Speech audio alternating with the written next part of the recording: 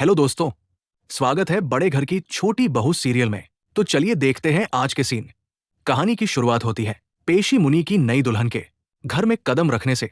जैसे ही आहाना कहती है, बड़े बुजुर्गों के पैर छू लीजिए, तभी नई बहू ताना मारते हुए बोलती है, इतने सारे लोगों के पैर छूते छूते तो मैं थक जाऊंगी।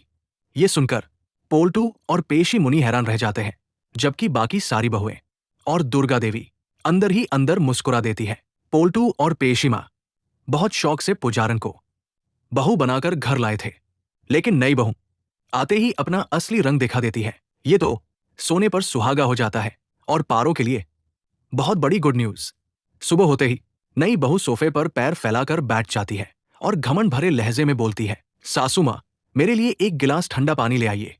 अगर उसमें बर्फ डाल दे तो और अच्छा रहेगा।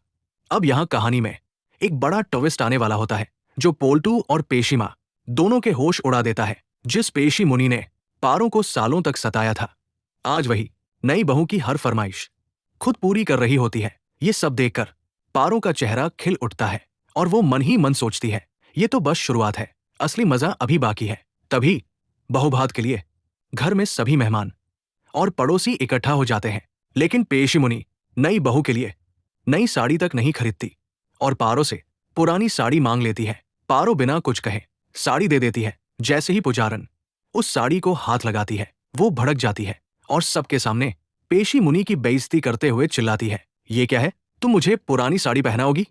तुम्हारी इतनी हिम्मत कैसे हुई?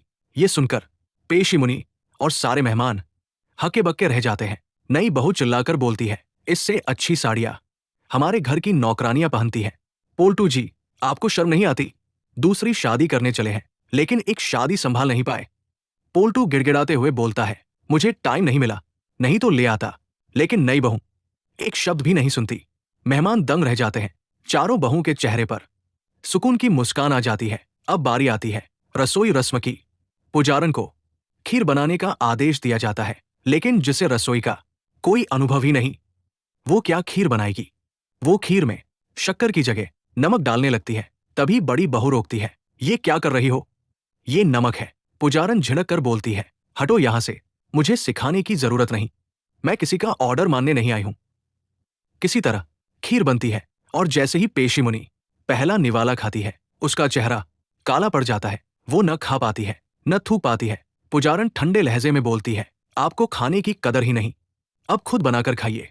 पेशी मुनि को पारों के हाथ का खाना याद आता है और मन ही मन पछतावा होता है, मैंने ये क्या कर दिया।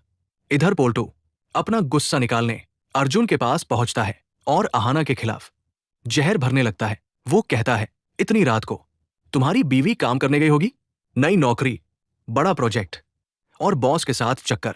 ये सुनकर अर्जुन के मन में शक का बीज पड़ जाता है। गुस्से में वो सीधे ऑफिस पहुंच जाता है। ऑफिस में आहाना और उसका बॉस एक ही लैपटॉप पर काम कर रहे होते हैं और काम पूरा होने पर खुश होते हैं, लेकिन अर्जुन शक की नजर से देखता है और बॉस का कॉलर पकड़ लेता है। हाथ उठाने ही वाला होता है कि आहाना रोक लेती है। अर्जुन चिल्लाकर बोलता है, रात को लेडी ऑफिसर को बुलाने की तुम्हारी हिम्मत कैसे हुई? ये सुनकर आहाना और बॉस दोनों सन्न रह जाते हैं। आहाना गुस्से में बोलती है, आज आपने मेरे चरित्र पर नहीं, अपनी परवरिश पर सवाल उठाया है। अब सवाल यह है दोस्तों, क्या आहाना खुद को बेगुनाह साबित कर पाएगी? क्या अर्जुन अपनी गलती समझेगा? अगला एपिसोड देखने के लिए हमारे चैनल को सब्सक्राइब कीजिए, लाइक और शेयर करना ना भूलें।